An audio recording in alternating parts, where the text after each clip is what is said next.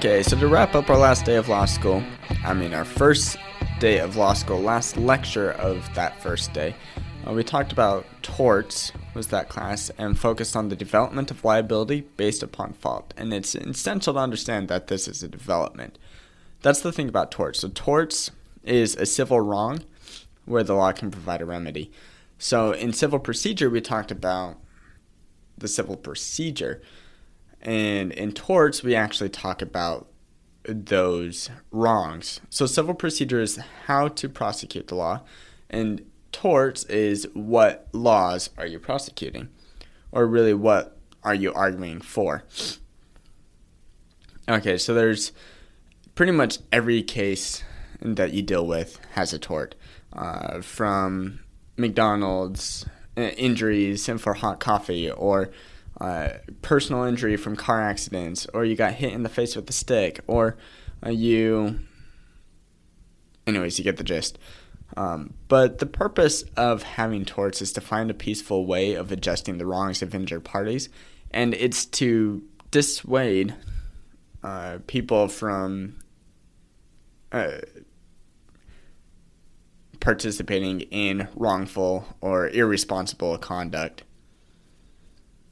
And another big part of it is into those injuries to the party that was injured, and to restore them to their original state. And obviously, some of those cases, you can't do that. For example, in a life-threatening crash, you could be severely debilitated. But you can remedy for that to an extent, because you can't be 100% right, but you can remedy it to an extent by requesting damages from the injuring party. Okay, so for the lecture, we only focused on 3 of these 5 cases. And in fact, we might have only focused on 2. We did only focus on 2. But I am going to focus on all 5 because we're going to go over that tomorrow, and this will be a good review for me in preparation for class. So Hull v. Orange, or Orange, I don't know. It's a case from 1466. It's a really old case, but we're learning about how torts developed first from trespass to by case to how everything was developed. And Hull is one of the first cases that we can find a record of that talks about liability based upon injuries. Well, we don't get a lot of information about the background info. We don't have the plaintiff, defendant, other than the title of the name, but there's no legislative history background. But we do have a rule where if a person is doing something lawful and accidentally injures another, the injured person may still have a case against them. So what that means is if you are strolling along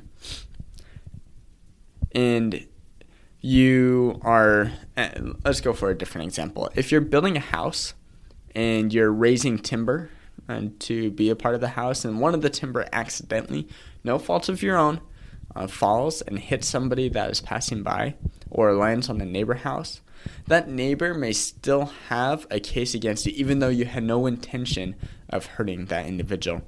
So there is a possible defense, but in Hull, you actually don't have any defense.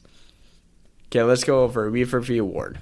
And the point of going over these 5 cases is to share how the administrative history, the development history of torts ended up happening, especially for this principle of liability. I guess the principle from Hull that we take away is that there's absolute liability. Despite intention, you're absolutely liable for the damages that are occurred to another individual. And Weaver v. Ward, so this is 1616. It's 100 plus years after Hull. We have Weaver, who's the plaintiff, and Ward, who's the defendant. The facts of this case, Weaver and Ward were skirmishing. So they were part of the military, and a skirmish must have been a phrase for military training. Unintentionally, Ward's musket discharged, and it caused an injury to Weaver. The holding was in favor of the plaintiff on this, where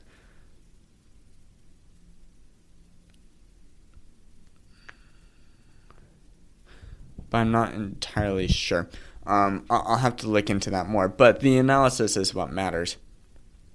Here, there is a trespass, but there's a distinction. And so intent becomes much more necessary in Weaver v. Ward, meaning there needs to be malicious intent, or rather there needs to be intent to harm in order for it to play a role. However, it is the defendant's job and to prove that there is no harm that was intended. So for example, what I'm trying to say there is plaintiff sues, is saying you hurt me. The defendant's like, yes, I hurt you, but I didn't mean to hurt you. And the defendant's job is to prove that he didn't mean to hurt the plaintiff. I actually will save the other cases for later, after we talk about it in lecture tomorrow. But we're going to see the development continues.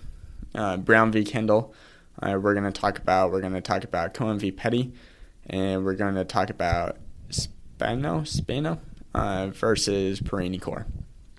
And those cases are going to show how the liability and who needs to prove stuff changes, and then quite possibly could come full circle. But we'll talk about that after lecture tomorrow, mostly because I feel like I have it down, but I want to make sure that it's all right before I record it here for later review. Bye. Thank you for listening to this episode of The Law Schoolers. Before I let you go, there are 4 things I want to say. The first thing is, if you enjoyed these episodes and if you enjoyed the website, I would invite you to go and join Law Schoolers Pro. And you can do that by going to lawschoolers.com/join.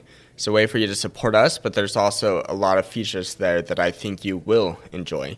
Second thing is that nearly all of our episodes are unedited. The only ones that aren't are pre-law materials, and the reason for that is so you can actually see the legal material in its raw form as I'm learning it as well. The third thing is that the information contained in these episodes are specifically only for educational purposes.